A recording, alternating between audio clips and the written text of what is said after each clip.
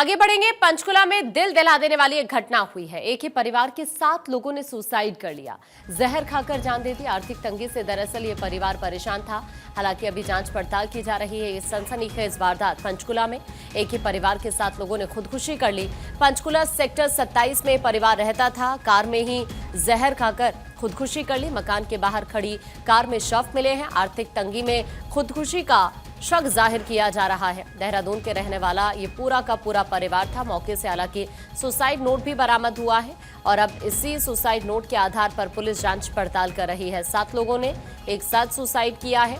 हालांकि हुआ ये कि जो आसपास यहाँ पर लोग रहते हैं, उन्होंने जब देखा, क्योंकि 6 लोगों की कार के अंदर ही जान जा चुकी थी। एक शख्स जो तड़प रहा था, उसको कोशिश की गई बचाने की, लेकिन वो भी नहीं बच पाया। डॉक्टर थानेश्वर इस वक्त हमारे सहयोगी हमारे साथ जुड़ रहे हैं ज्यादा जानकारी के लिए।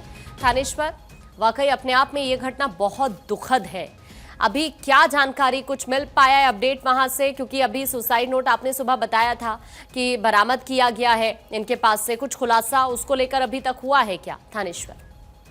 ये बहुत ही दिल दहला देने वाली घटना थी कि परिवार के 7 लोगों द्वारा सामूहिक आत्महत्या करना अपने आप में हत्या विधारक है। और सबसे बड़ी बात है कि ये परिवार देहरादून का रहने वाला था और कल जो बागेश्वर बाबा की यहाँ कथा चल रही है, उस कथा में आया हुआ था। इन्हें उम्मीद थी कि बागेश्वर बाबा दरबार लगाएंगे और शायद जो उनको आर्थिक तंगी है उसका कुछ समाधान हो जाए, लेकिन उन्होंने सिर्फ हनुमत कथा की, दरबार नहीं लगाया, जिस वजह से ये परिवार काफी परेशान था। परिवार ये सेक्टर 27 में 1208 नंबर घर के बाहर गाड़ी लगा के खड़ा हुआ था। गाड़ी के जो शीशे थे उन पर टावर लगे हुए थे। आस पड़ोस के लोगों ने देखा कि एक नई गाड़ी उत्तराखंड नंबर की आई हुई है और उस पर टावर लगे हुए हैं। तो एक शख्स ने जाकर उस पर नॉक किया तो एक स्टीयरिंग पर बैठा हुआ व्यक्ति बाहर आया और था। उसने कहा कि हम उत्तराखंड के हैं और हमें कोई होटल नहीं मिला और इसलिए हम यहाँ गाड़ी में ही रात बिता रहे हैं। लेकिन जब उसने अंदर देखा तो सबने एक दूसरे के ऊपर उल्टी की हुई थी, तो इससे उसे कुछ शक हुआ। उसने उस व्यक्ति को बाहर निकाला। बाहर निकाल के जब वो व्यक्ति प्रवीण मित्तल थे जो वो बैठे, तो उन्होंने कहा कि हमने सबने सुसाइड करने का प्रयास किया, अभी जहर हम लोगों ने खा लिया, कुछ ही देर में मेरी भी मौत हो जाएगी। उन्होंने बताया कि हम पर बैंक का बहुत ज्यादा कर्जा है। साथ ही यह भी बताया कि हमारे रिश्तेदार बहुत पैसे वाले हैं।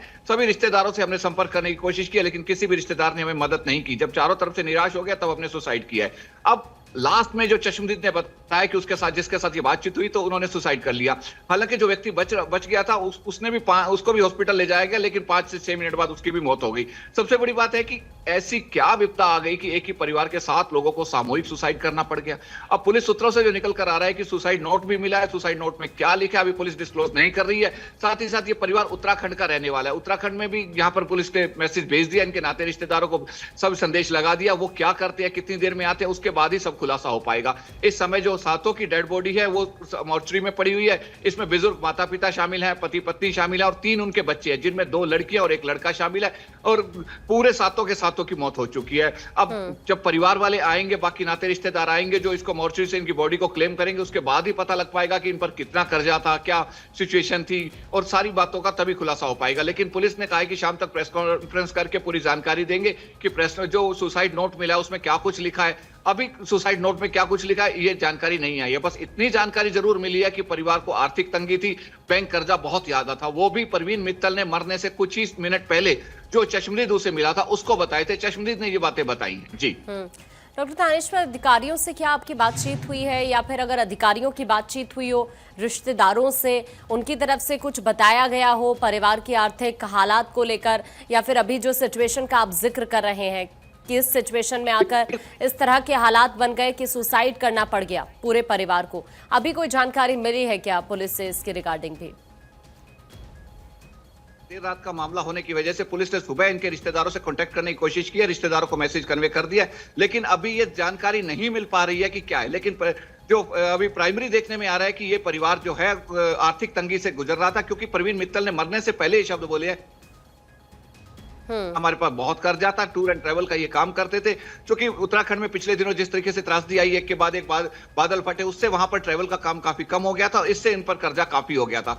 उसकी वजह से, कर्जा काफी होने की वजह से इस परिवार में आर्थिक तंगी आई। उस वजह से इस परिवार ने सुसाइड किया है। अभी जब परिवार के बाकी लोग आएंगे जो बॉडी क्लेम करेंगे, उसके बाद ही पता लग पाएगा कि हकीकत क्या है। जी ठीक है थानेश्वर, देखिए अभी फिलहाल शुरुआती जो जानकारी निकलकर सामने आ रही है, ये बताया जा रहा है कि वजह मेन यही बताई जा रही है कि आर्थिक तंगी की वजह से परिवार ने एक कदम उठाया और रिश्तेदारों से उन्होंने हेल्प भी मांगी, लेकिन जब कहीं से मदद नहीं मिल पाई तो उसके बाद शायद यही रास्ता इन्हें ठीक लगा और उन्होंने ये कदम उठा लिया पूरे परिवार के साथ। जो शख्स यहाँ पर हालांकि बच गए थे, जिनका जिक्र अभी डॉक्टर थानेश्वर भी कर रहे थे, उनसे जब यहाँ पर जो लोग मौजूद थे जिन्होंने ये सब देखा, उन्होंने बातचीत करने की कोशिश की तो परिवार के उस शख्स ने भी इसी बात का जिक्र किया कि हमने रिश्तेदारों से मदद मांगी थी लेकिन कोई सॉल्यूशन नहीं निकल पाया और इसी वजह से पूरे परिवार के साथ सुसाइड करना पड़ा।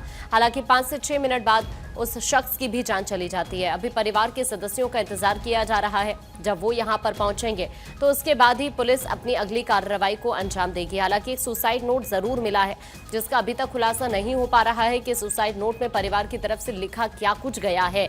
अभी तक इस बात को लेकर कोई ज्यादा जानकारी नहीं मिल पाई है। हालांकि पुलिस की तरफ से एक प्रेस कॉन्फ्रेंस जरूर की जाएगी शाम में और उसके बाद इस पूरे मामले का खुलासा हो पाएगा कि आखिरकार वजह क्या रही।